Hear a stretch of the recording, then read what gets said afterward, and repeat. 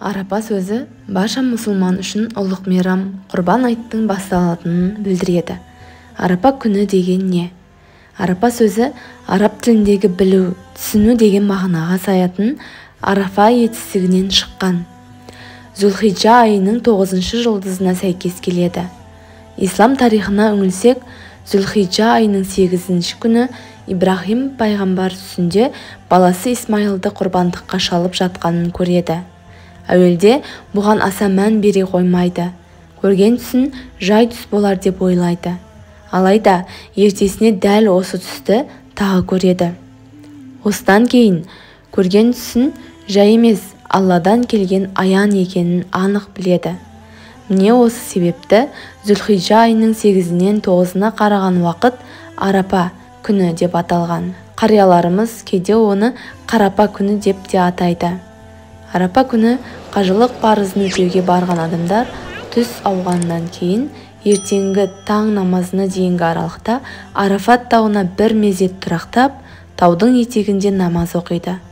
Меккеден Арафат тауына дейінгі аралық жол 7 сағатты құрайды.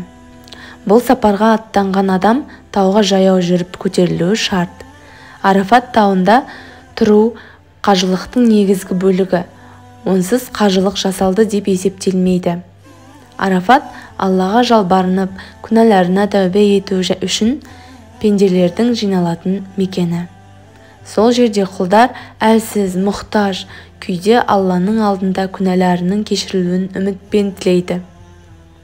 Жүректер мен көздерден жас төгіліп, тәубе етіліп, Хақ Тағалаға шын жүректен жалынады.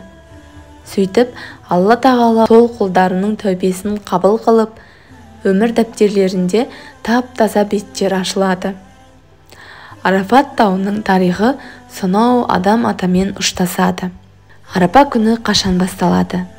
Арапа күллі мұсылман жұртының мейрамы Құрбан айттың алдындағы күн, яғни 2023 жылы Арапа күні 27 маусымға тура келіп тұр. Ал 28 маусым қасиетті Құрбан айттың алғашқы күні. Арапа күні не істеу керек? Арапа күні жасалған ізгі амалдардың сауабы мол. Мұхаммед пайғамбар саллаллаху алейхи уассалам Арапа күнін құрметтеңдер, өйткені Арапа Алла қадірлі еткен күн деген екен. Арапа күні Алладан жасаған күнә қателіктеріміз үшін көбірек кешірім тілеп, тәубе етіп, дұға қылған дұрыс. Өсек, өтірік, ғайбат сөз, харам дүниелерден тыйылған абзал. Бұған қоса, мұқтаждарға қол ұшын созып, ауру сұрқаудың көңілін сұрап, ағайын туыс көрші қолаңмен татуласып, өкпе ренішті ұмыту арқылы да мол сауапқа кенелуге болады. Сонымен қатар, Арапа күні әр шаңырақта ұлық мейрам Құрбан айтқа әзірлік басталады. Бауырсақ, шелпек пісіріп, дәмді тағамдар әзірленеді. Мол дастархан жайылып, қонақ күтуге дайындалады. Үйдің іші сыртын тазалап, ретке келтіреді.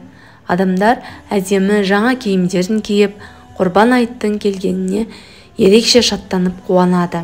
Арапа күні оқылатын дұға. Пайғамбарымыз Арапа артықшылығы мол күн. Ол артықшылығы жағынан қасиетті жұма күніне ұқсас. Ол жұмадан басқа күні жасалған 70 қажылықтан артық. Дұғалардың ең жақсысы да Арапа күні жасалған дұға екен. Сондықтан Арапа күні алақан жайып, Алладан өзіңізге, отбасыңызға, ел жұртыңызға амандық тілеп, жәрдем сұраған жөн. Бұдан бөлек Арапа күні таң намазынан бастап, Құрбан айттың 4-ші күні екінді намазына дейінгі 23-ші намазда барлық адам парыз намаздарынан кейін сәлем бере сала Аллахума антассалам дұғасын оқымай тұрып, уәжіп болған тәшрих тәкбір дұғасын оқуы керек. Әйелдер дауысын шығармай ішінен оқиды. Парыз намаздарынан басқа айт және жұма намаздарынан кейін де оқылады.